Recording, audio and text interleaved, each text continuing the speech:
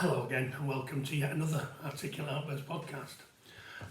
Obviously we're going through inspirations, and before we get down to that, if you could subscribe, like the video, ring the bell for notifications so you get them all. Bit of housekeeping, that'd be great. If you could follow us on YouTube, if you could follow us on Facebook and Twitter, that'd also be very much appreciated. I'm going to an event next week which is full of YouTubers. I'm hoping to get a bit of traction for this channel down there, or some pointers on how better to do it, or how best to do stuff. So you might see some vast improvements coming your way in the not too distant future. So as I say, this is a bit of a fag packet kind of stuff. I don't have any microphones or anything, it's just a tablet on a tripod. But then the kind of character in what we've got to say doesn't lend itself to special effects and video footage. I will be putting some live music on at some point. We've got quite a few gigs coming up. I'm going to try and get the next one filmed. With it being with it being an intimate gig in the Hyde Park Book Club, we should be able to get video facilities in there, which is brilliant. That's what I'm looking forward to most. So if we can get some live footage up so you can see what we're doing now, that'll be great. So inspirations for the songs continues.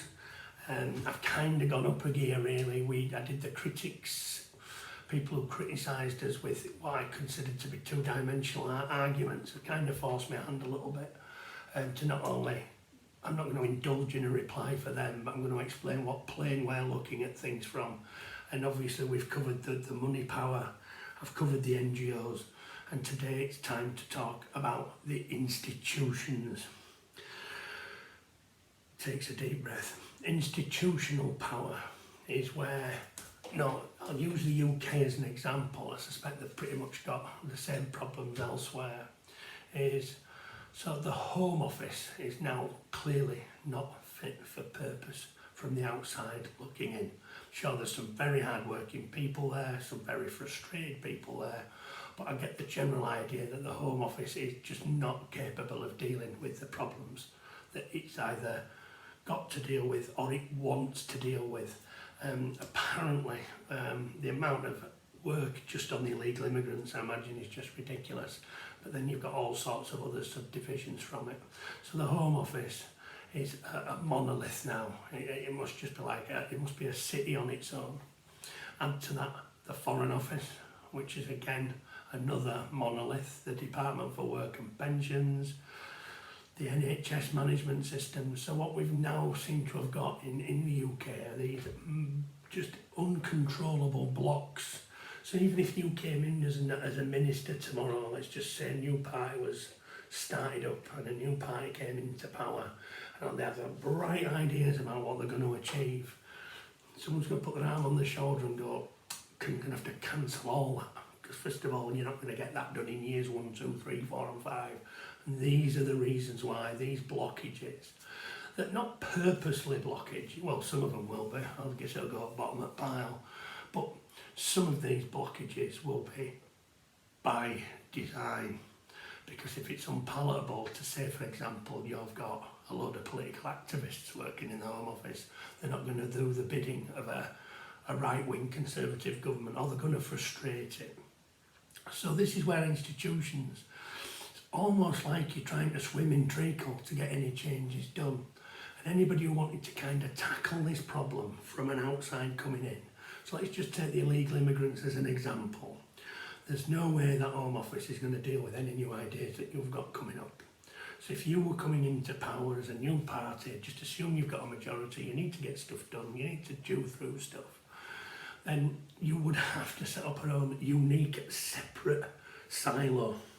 You would have to recruit from the bottom up, and let's just assume it's for the capture, repatriation and processing of foreign migrants, just as an example. It doesn't have to be that, but let's just assume it's that. You'd have to staff it with nobody that used to work at the Home Office.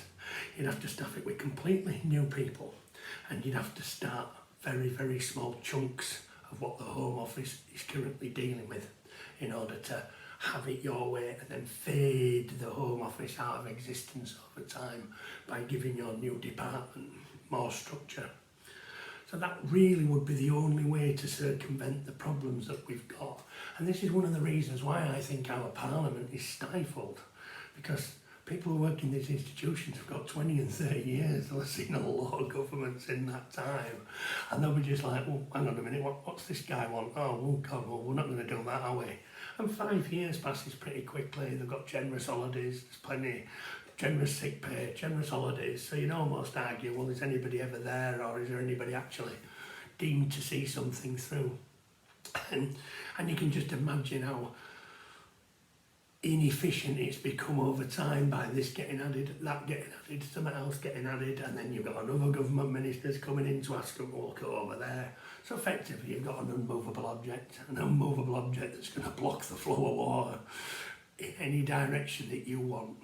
So this is another reason where power lies. Same with the Foreign Office, also pretty much unfit for purpose, because they've got too big, and to break them up into different component parts, there'll be resistance, there'll be legal challenges to stop you getting what you want. So anybody coming into government today wanting to change anything would have to start with new institutions. So you'd hive off the migrants from the Home Office, just that little section. That's what you'd do, and then you'd add that little bit in. And that's the only way anybody can come in. So this is another thing where power lies. So it don't matter who you vote for, it don't matter what your ideals are, these are going to block any chance you've got of getting anything done or anything changed. As I say, generous holidays, generous sick pay, no one's going to move, healthy wages for those at the top, great commute into London.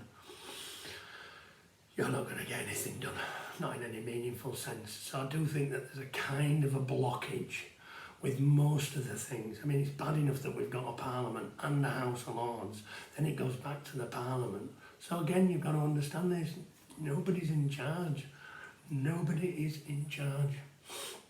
And whether that's by design, whether that's because Blair flooded these institutions with his own people to prevent any Tory party coming in to actually achieve anything, a bit like why he split the government of the country up into the Welsh Assembly, the Northern Ireland thing had to happen, slightly different rules there, but then the Scottish and Welsh Assemblies, just to frustrate any government coming in, and obviously the institutions are also there. So if you look at the country, with the Scots over there picking up your arse, Welsh over there being a pain in the arse, Brits over here, Northern Ireland slightly different, then you've got the EU, then you've got the Supreme Court, then you've got the fucking High Court. What can anybody ever do? The country's already paralysed. I think it's safe to say, and I know one likes to quote him, but Schmidt once said, I think it's sovereign is he who takes the exception. In order to get anything done, you'd have to do it without any of that. And that's when you're into dangerous territory, real dangerous territory. Can you appeal to their better nature? No. Can you ask them to speed it up a bit? You can ask. But can you realistically get anything done in the time that you've got to do it? Very, very unlikely. And I've found this over the years that you get governments come in, they're going to do A, B, C, D and E, they end up doing not even A. And then the next governments are in. I think it'll change with the Labour government because all that legislation will be ready to go in. But, sorry, my phone buzzed, sorry for the distraction, but that's where you kind of are. So these monoliths, these institutions have all grown up around us where anybody with any kind of intent to do anything is paralysed, which is why I've got absolutely no faith that Parliament can change anything at all. It can't unpick what it's done, and it's become stymied, it's become stuck, either by design or by accident. It's become stuck in its purpose. So that's where we are. So this is another lever of power that people seem to forget. It's not about the government and it's not about their will.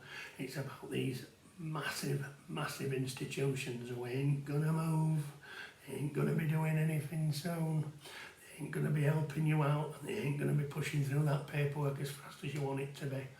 Then you've got Parliament with its generous holidays. Mrs has come back, I always jump at that point. So what we've got to round off this stream is we've got a load of institutions that are not flexible enough in order to get your will done, for want of a better expression, and they will stymie, they will stymie, they will block, and they will prevent. So slightly shorter than normal because she who must be obeyed has arrived. But I'll see you in the next stream. As I say, there's some good stuff coming up. Thanks for listening. Again, if I've not told you at the start, ring the bell, notifications, like and share as much as you can.